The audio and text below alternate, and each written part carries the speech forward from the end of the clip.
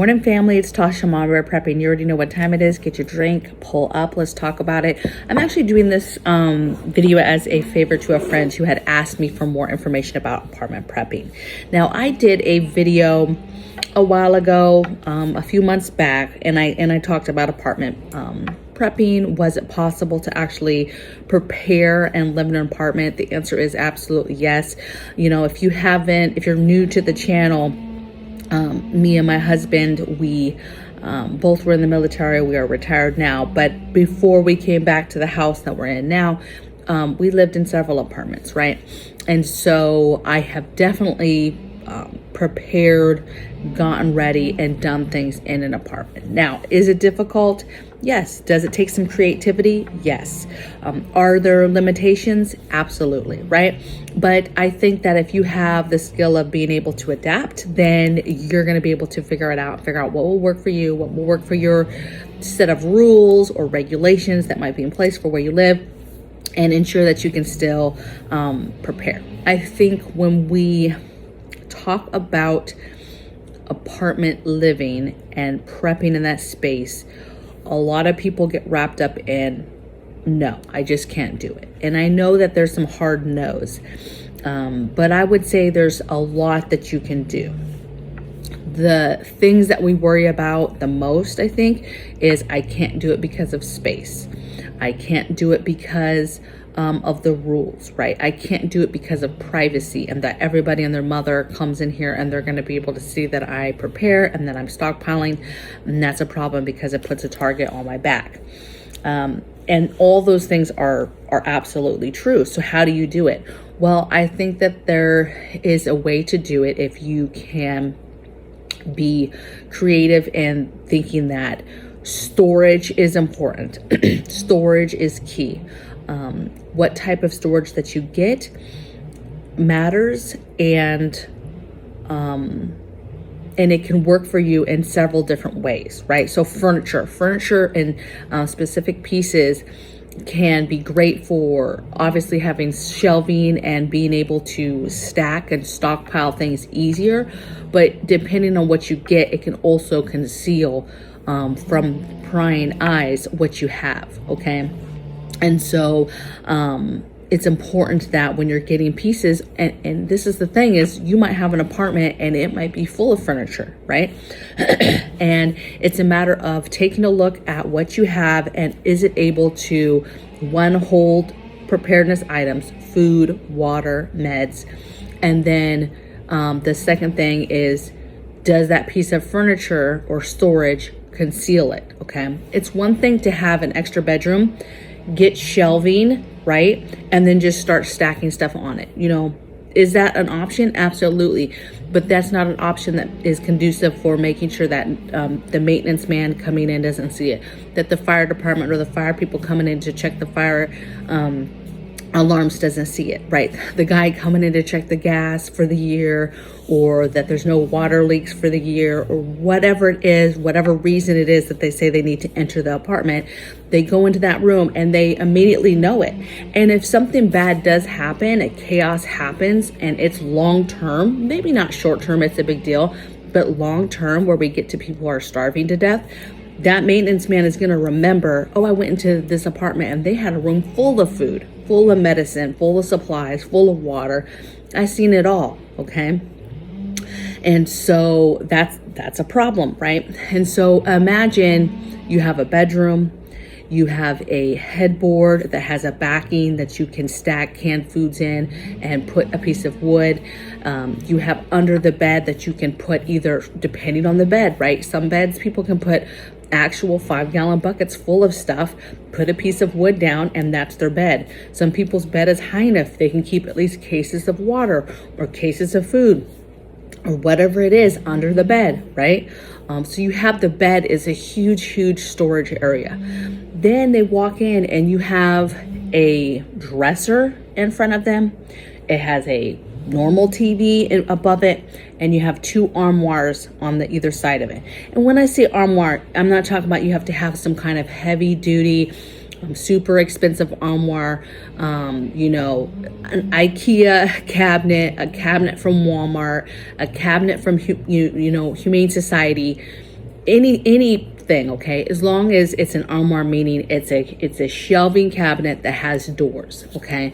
And of course you don't want it to be too flimsy, so you have to be careful because it has to be able to carry a load. But just having those two armoires and that dresser in your room looks like a normal room. You have a nice plant on, some plants on the dresser itself, and you have a TV, and nobody is the wiser that both those armoires and that dresser are full of food, full of medical supplies. I mean, that aspect of loan plus your bed is huge. And I know a lot of folks have hit me up too, that roommate, and they're like, or they live with their parents or still going to college or whatever. And this is a way that you can not, even take it down a level and say, if you only live in a room, or you're only responsible for a room in the house, this is how you could do it. I tell people all the time, if I was a roommate, I could still do this, okay? And if you have roommates that are sticky fingers or whatever, you need to lock your room. But if you can't lock your room, lock those cabinets, those armoires, then put a lock on them. I mean, I know it's sad, put stuff in a dresser in your closet and lock the closet. Or whatever the case. They have all types of different cabinets that can lock.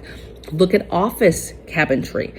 Get that, put it in a closet and put things in it, and then you can lock it easily, right? Filing cabinets are great for that. You don't have to use them for the files. Just get the filing cabinet itself, and then you have an open space and they easily lock. So there's a lot of different stuff that you can do to keep other people out of your preps. Okay.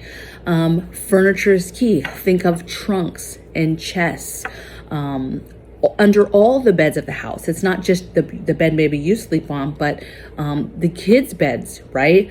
The guest bedroom beds, whatever the case may be. If you have that extra room, just be smart with it. Make it an office in a corner. Do one wall full of the armoires. They're nice, they're beautiful. Put some plants across it. And then it just looks like maybe it's a bookcase, or it's probably just part of the office. It's just a bunch of cabinetry for office crap, right? But in theory, it's full of preparedness items. It's full of stuff, right? And this isn't even mentioning all the extra nooks and crannies that people don't think about. I often say go vertical when you're talking about apartments. When you're talking about, I can't do this, go vertical. Shelving that you have, put on the wall. I get some apartments, there's rules. So it depends on your regulations of what you can do, but a lot of them don't have rules on how high you can go. Looking in closets, a lot of closets, the way they're built, they have nooks and crannies on the side of them, or they have dead space above them. Oftentimes, there's that top shelf that you could put totes on, but there's a ton of dead space above that. Put another shelf across there that can put more totes. Same thing with laundry rooms, whether it's outside or inside. A lot of times with apartments, there's a shelf and there's a lot of dead space. So oftentimes there might even be cabinets, but there's dead space above it, okay? Look at that. Look at that dead space in the corner and figure out, okay, is there some sort of plastic container? You could go to Walmart and just get a plastic organizer type, side container to go in there and put little things in there. There's a lot you can do, but you've got to think about it. Under sinks, bathroom sinks, and kitchen sinks. You go under, you put stuff in, but there's often tons more space between the sink, let's say, or whatever, the top, that you can do stuff, okay? So get the right organizers. Organizers matter. Furniture matters. Furniture pieces matter. Bookshelves are amazing because most bookshelves are super deep, and so therefore you can put stuff in behind them and then put books in front of them, put a piece of cardboard, and then have your books. And then if anything, your books are towards the front and look nicer anyway, okay? And nobody's the wiser that you actually have stuff back there. And do yourself, if you're really like, people could come over often and look at the books, do yourself a solid then. Get a piece of wood, cut it, paint it, put that as your back. So it looks like, it literally looks like the back of the shelving, or spray paint the cardboard, A lot of these things too, if you're creative, they don't take a lot of money, right? Oftentimes, it could be challenging and it's a lot of work, but a lot of times the stuff you already have will work. The bed you already have will work. The dressers you have will work. Maybe it takes a little bit more once you've organized, you've gone through stuff, you've made all this open spaces that you can, and like the drawers of the kitchen and the different closets and the various drawers, various dressers, and you see how much space you have, and you're like, okay, I'm gonna need another dresser, or I'm gonna need some more armoires or whatever. There's cheaper places. Go to Habitat for Humanity. Is one of my number one favorite places to get furniture, because it's much cheaper. I just picked up another dresser. Hubby went and got it. This was maybe 2 months ago because we needed another dresser for the guest bedrooms before mom and dad came, and $40 or $45 he got. Huge dresser, nice long, several drawers. One drawer was kind of crazy. We brought it home. He fixed it up. Perfect dresser, beautiful dresser. Utilize those places, your thrift stores, utilize those places, right? Because they have stuff, they have furniture. I do not like Facebook. I do not have Facebook anymore, but when I did, one of my favorite features of it was Marketplace. You can go on there, find stuff. Yes, is there people selling stuff that's more expensive? Absolutely. However, you can go on there and say free dressers. There's a lot of free stuff. Of course, garage sales, different things like that. Pay attention on Facebook and other social media, friends giving away, hey, I'm getting rid of this dresser, I'm getting rid of this shelving, I'm getting rid of this. Get that stuff, right? Because it could matter. And you make it to where it just looks like basic furniture in your house, so that when somebody walks in, they don't even see preps, right? Your closet, get some dressers. Now, remember with closets, it can be annoying if you get a dresser that's too high, and then your clothes hanging, bend and fold at the bottom, right? So just make sure that you're paying attention to your heights when you're getting your dressers for your closets. But this is doable. Gardening, people who want to garden, they're like, I can't. Well, if there's a hard rule that you can't garden like on your balcony, okay. There's a hard rule you can't garden on your balcony. But maybe you can start some herbs inside your house. I don't have room inside my apartment. Okay, can you start a live herb wall in your dining room wall? Can you do that? Can you have maybe 4 or 5 plants of herbs throughout your house that just look like everyday plants? I mean, people can have plants in apartments. There's no reason why you can't start having some of these everyday medicinal herbs planted throughout your house, and they just look like house plants. You don't, these rules of like, oh, gardening has to all be in one space, like that's how you have to do it, is not a thing. You don't have to do that. You could have literally plants all throughout your house like you would regular house plants, and they can be other things like rosemary or thyme or other plants, okay, herbs. Balcony, if you are allowed to do something, check out some different channels on YouTube. There's all types of people. Just type in, gardening in my apartment, how to garden in an apartment, tips for gardening in an apartment, and you will see several people that are doing it, and the things that they are doing, the things that are getting to be able to do that on their balconies. It's absolutely possible. My indoor garden right now, true, I'm in a house, but my indoor garden right now is in a little back room in a tiny corner. It is not taking up that much space at all. Okay. And so, you can do this, imagine I'm just doing that little space and you have a whole balcony. Listen, some people are like, I just have a little balcony. That's a lot. There is a lot that you can do with an average size balcony. Okay. A ton of stuff. And you can do stuff out there for preparedness as well that has nothing to do with gardening, as far as chests and different storage that you could have on your balcony and put stuff in and have, there, as far as preparedness, again, that nobody is the wiser, maintenance guy comes out to check out the washer and dryer that's on the balcony, and you have, a seated chest there, and there's some pillows. He doesn't know that you maybe have, a month's worth of food in that chest out there locked up. You know what I'm saying? So there's a lot of stuff you can do, but you have to be creative, okay? And don't stop with this video, right? If you're in an apartment and you're here because you're truly looking for all the ideas that you can get with this, keep looking and just say prepping in an apartment, how to prep in an apartment. I did a video, I said a few months ago, for apartment, you know, is it possible to prep an apartment? It is. I'll link that video at the end of this, video, and also down below in the description box, so that you can continue to see what I said in that video. Obviously some stuff's going to be repeat, but just in case there's more, because I cannot stress how important this is. An average family getting your food, water, meds.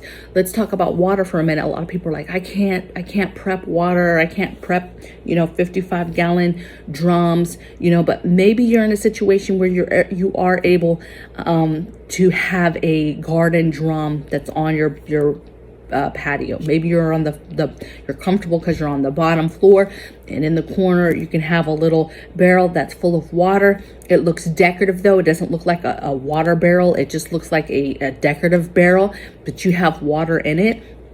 You have plants growing all around it, flowers, whatever, and nobody is the wiser that it's actually full of water. Stackables, several stackables you can get. The thing with stackables is making sure that you have stackables that don't get too heavy. Even a 5-gallon, it can be too heavy for some people. They have 3.5-gallon cubes though, bricks that you can get. Those are nice, and those fit in all different types of space, and they stack. They all link together, and so it's a great product. So water. I'll try to link you guys some stuff in Amazon that you can see. So with the water bricks, 5-gallon, I think if you go to Dick's, you go to Cabela's, you go to Walmart, it doesn't matter. You go to all these places, in their sections for emergency preparedness, a lot of them will have 5-gallon type water containers. So get what you can get, but when it comes to apartments, you want to get stuff that's easily stackable so that you can put it in nooks and crannies, open corners here and there. I mean, there was a time where we had water in a hallway, and then I put a piece of board over it, over the top of them, and it was like a wall, and then I just put a nice blanket over it. That is not really my idea of hiding it, right? A maintenance person, whatever, can still see something is there, or maybe they take a guess. So it's much easier if you can do that type of stuff in closets, in areas that have doors that close to where they're not looking at it. Another thing where you can start right now today is go into your regular food pantry in your kitchen and reorganize it.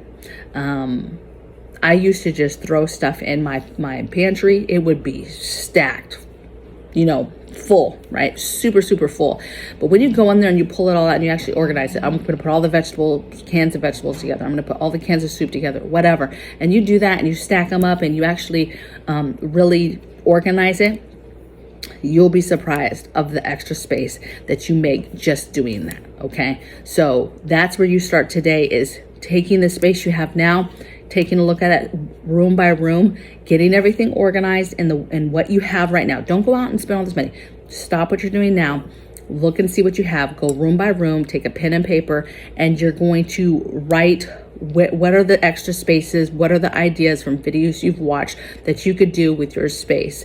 And then you're going to clean it. You're going to organize it, right? You're going to clean all the drawers of any kind of drawers. You're going to clean the dresser drawers, the closet drawer, the closet areas, anything that can be cleaned, pantry, whatever. Organize everything. And then you're going to do that each room, and you're going to have your notes, and then you're going to be able to see, okay, I have room to put stuff. Maybe in doing that, you realize you need to downsize and actually get rid of stuff, right? You need to purge some stuff that is just not important today. Food, water, meds is what's important today, okay? So do what you can do. I'm excited. Please do not tell yourself that you cannot do it, because you can. You absolutely can do this in an apartment. Is it ideal? No. If you want my advice, you should try to get out of the apartment and get out of that situation. But the reality is that people cannot. And so what I would tell you, baby, is if that is your reality and that is what your life is, you absolutely could do that. And you take that positivity, you take that creativity, you take that adaptability, and you make it work, right? You make it work. So do you, and I'll see you guys on the next video. Take care. Bye.